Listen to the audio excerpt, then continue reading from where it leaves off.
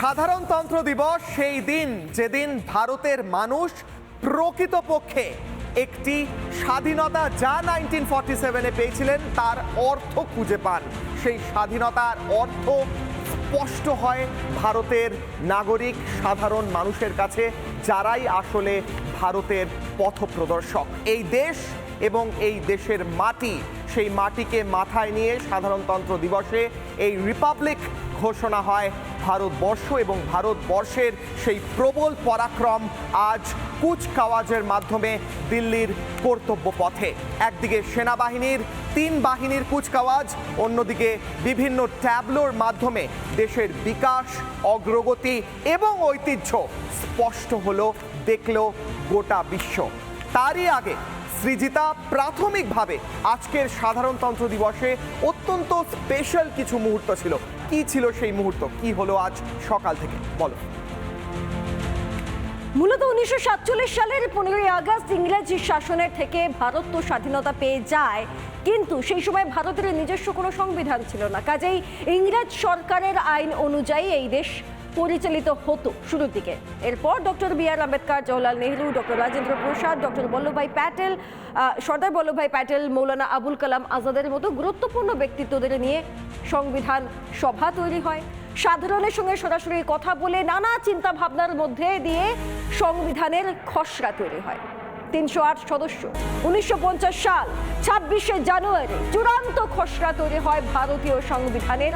আনুষ্ঠানিকভাবে ভারত গণতান্ত্রিক সার্বভৌম রাষ্ট্র হিসেবে পরিচিতি লাভ করে।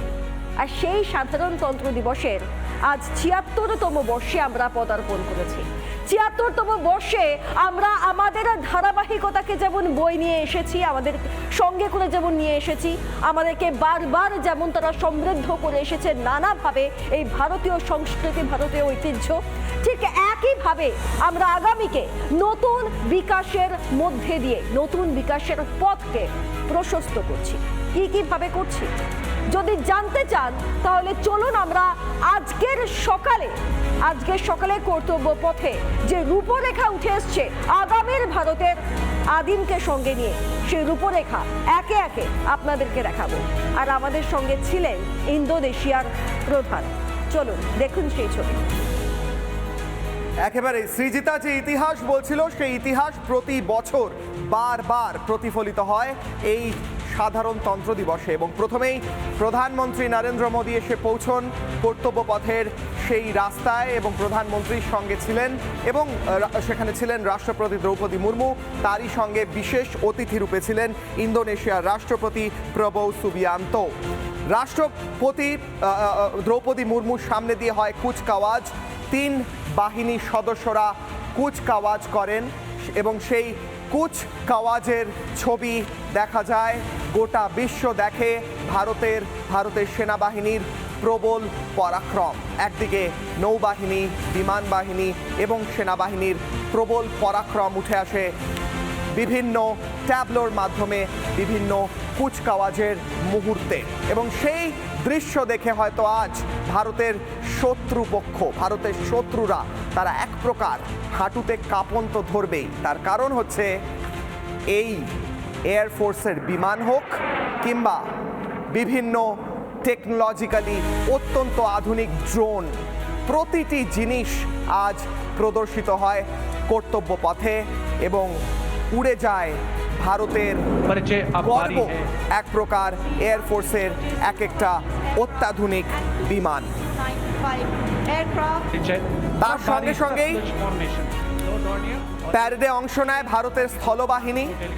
একদিকে এয়ারফোর্স, ড্রোন ছবির মাধ্যমে দেখা যায়, এবং তারপরে এই স্থলবাহিনীর বিশেষ প্যারেড, এবং তারপর নেভি, যে নেভি ভারতের 3 দিকে থাকা সমুদ্র পথ, সমুদ্রের গোটা এলাকা সিকিওর করে, সুরক্ষিত করে সেই নেভি হোক বা বিমান বাহিনী অথবা স্থল বাহিনী, প্রত্যেক জায়গায় ফুটে ওঠে পরাক্রম, টেকনোলজিক্যাল অ্যাডভান্সমেন্ট, প্রযুক্তিগত উন্নতি, এবং তার সঙ্গে ভারতের সেনাবাহিনীর তিতিক্ষা ত্যাগ। নানা ধরনের কন্টেন্ট দেখার জন্য লাইক করুন, শেয়ার করুন আমাদের ফেসবুক পেজ, সাবস্ক্রাইব করুন আমাদের ইউটিউব চ্যানেল। পাশাপাশি অন্যান্য ব্রেকিং নিউজের জন্য অবশ্যই চোখ রাখুন রিপাবলিক বাংলায়।